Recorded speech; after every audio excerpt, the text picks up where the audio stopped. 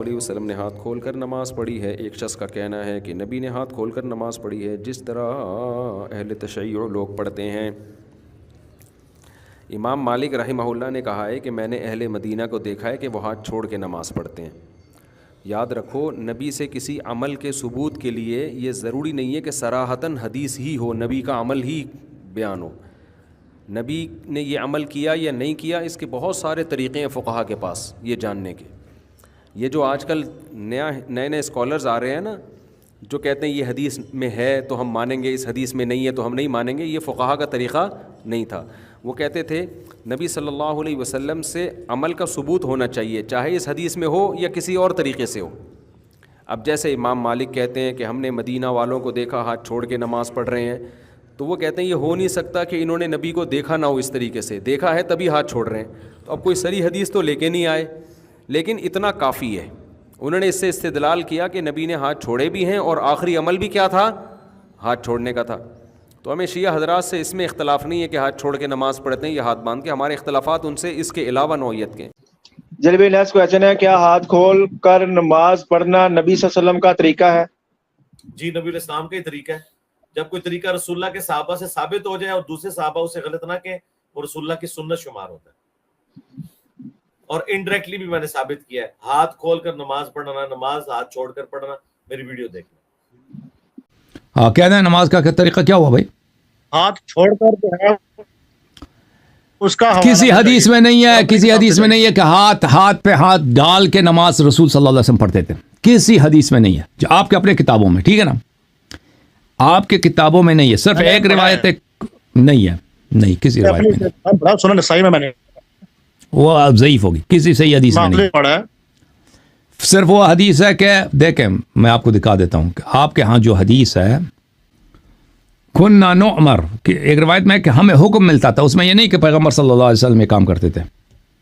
میں آپ کو روایت دکھا دیتا ہوں، نسائی کی کون سی حدیث ہے بھائی کہ پیغمبر صلی اللہ علیہ وسلم ہاتھ باندھ کے نماز پڑھتے تھے؟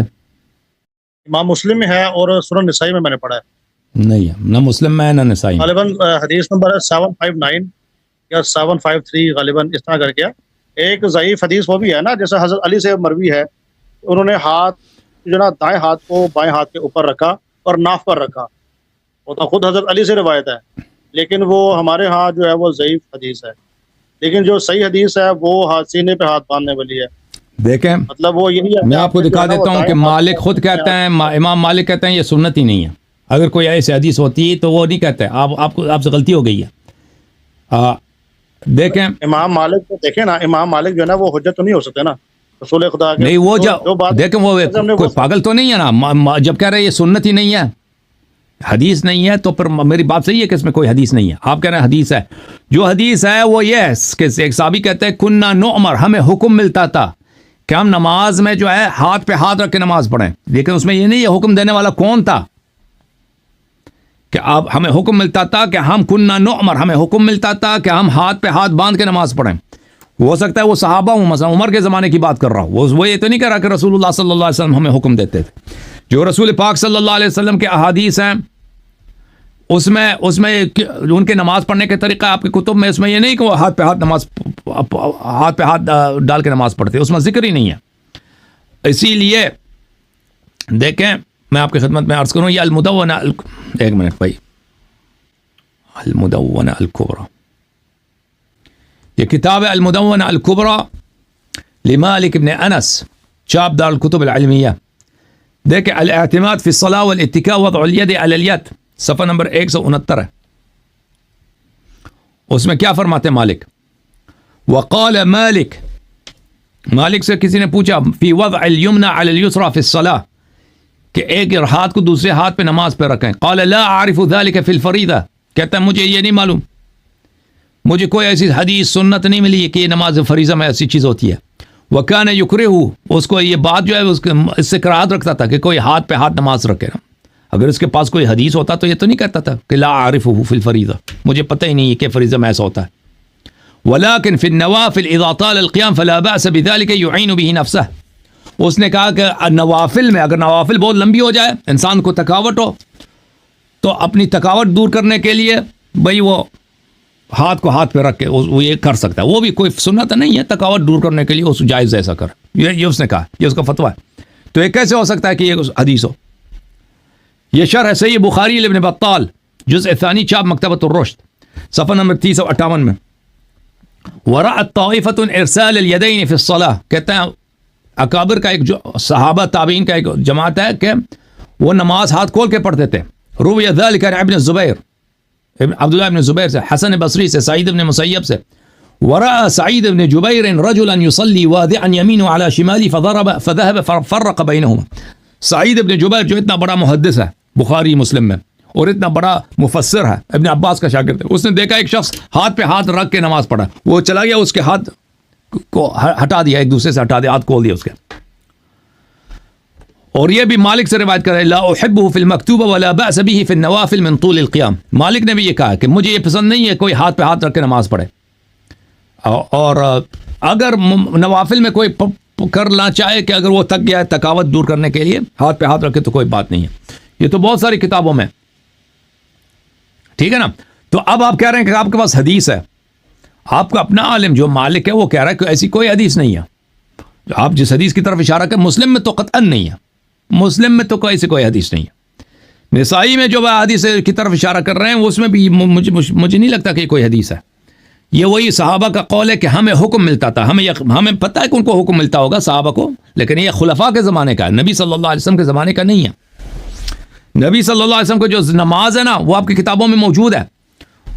مثلا یہ کتاب المستدرک علی الصحیحین للحاکم چاپ دار الفکر جزء اول, یہاں پہ دیکھیں صفحہ نمبر 815, حدیث نمبر 815, صفحہ نمبر 326, حدیث صحیح علی شرط الشیخین, شرط شیخین صحیح ہے. 815 اس نے بھی کہا, ذہبی نے بھی کہا علی شرطہما, بشرط بخاری مسلم یہ حدیث صحیح ہے. رسول اللہ صلی اللہ علیہ وآلہ وسلم نے کہا کہ انها لا تتم صلاة احد حتى يسبغ الوضوء كما امره الله عز وجل. کسی شخص کی نماز نہیں ہوتی مگر یہ کہ وہ اچھی طرح سے وضو بنائے, صحیح وضو بنائے جس طرح اللہ نے حکم دیا. اچھا وہ کیسا وضو ہے؟ یغسل وجهه ويديه الى المرفقين, اپنا چہرہ دھو لے اور اپنے ہاتھ کوہنیوں کے ساتھ دھو لے. ويمسح رأسه ورجله الى الكعبين, اور اپنے سر کو مسح کرے اور اپنے دونوں پیروں کو کعبین تک یعنی پشت پا, اور جو پشت ہوتی ہے نا پیٹھ ہوتی ہے وہاں تک مسح کرے پیروں کی اور سر کی مسح کرے. اچھا ثم یکبر, پھر اس کے بعد نماز میں پہلے تکبیرۃ الاحرام ویحمد اللہ ویمجدہ, اللہ کا حمد و ثنا بیان کرے. ویقرأ من القرآن ما اذن له اللہ له فیہ, اور جو سنت ہے کہ قرآن پڑھنا حمد سورہ وہ پڑھ لے. ثم یکبر ویرکع, پھر تکبیر کہہ دے اور رکوع کر لے. کہاں ہے اس میں ہاتھ باندھنا؟ کہاں ہاتھ باندھنا؟ جب رکوع کرتا ہے وَيَضَعْ كَفَّيْهِ عَلَى رُكْبَتَيْهِ, جب وضو کرتا ہے تو وہ رکوع کرتا ہے تو دونوں ہاتھوں کو ہتھیلیوں کو اپنے گھٹنوں پہ رکھ دے. پھر وہ سجدہ وغیرہ کا طریقہ کار بتا لیتے ہیں نا. تو اس میں ہاتھ باندھنے کا کہاں پر ہے؟ ہمیں تو کہیں نظر نہیں آیا آپ کی کتابوں میں. کیونکہ میں نے سب دیکھا, میرے وقت اس وقت ذہن میں جو ہے نا وہ حوالہ جات جو ہے نا میرے مائنڈ میں اس وقت نہیں ہے کیونکہ میں نے پڑھا ہوا ہے. لیکن زیادہ تر احادیث جو ہے نا اصل جو بات جو تھی نا وہ حضرت ابوبکر صدیق کے جو فرزند تھے ان کے بارے میں نے سنا کہ وہ ہاتھ چھوڑ کر نماز پڑھا کرتے تھے, ٹھیک ہے نا. ان کے وہ حوالہ آپ کے ذہن میں ہے, کائنڈلی مجھے دے دیجیے ذرا.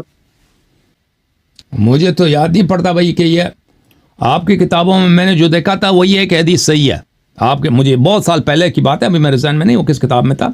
اس میں یہی تھا کہ وہ ہاتھ کو ہاتھ پر ہمیں حکم ملتا تھا, صحابی کہتا ہے, لیکن وہ نہیں کہتا